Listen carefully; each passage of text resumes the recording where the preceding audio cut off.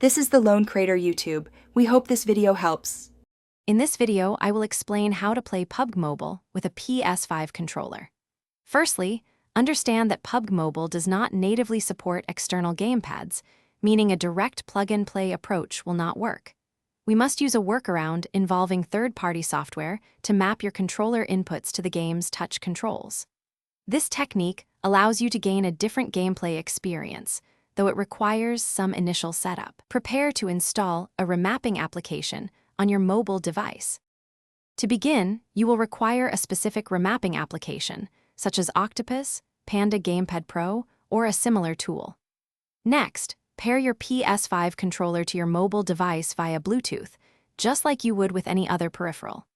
Access your phone's Bluetooth settings, activate pairing mode on your controller by holding the PS button and Create button simultaneously, and select it from the available devices. A reliable connection ensures minimal input lag during your gameplay sessions, which is vital for quick reactions.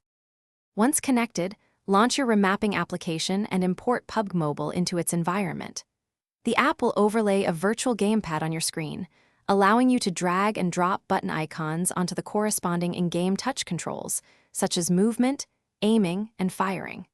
Spend about 10 to 15 minutes meticulously configuring each button to your preference. After mapping, enter PUBG Mobile's training mode to test your new setup, making adjustments for optimal precision and comfort. It is important to remember that using third-party remapping tools is generally not officially supported by PUBG Mobile and could violate their terms of service. This means there is a non-zero risk of account suspension, so proceed with caution. Furthermore, the experience might not always be perfect. You may encounter occasional input delays or disconnects, impacting your gameplay.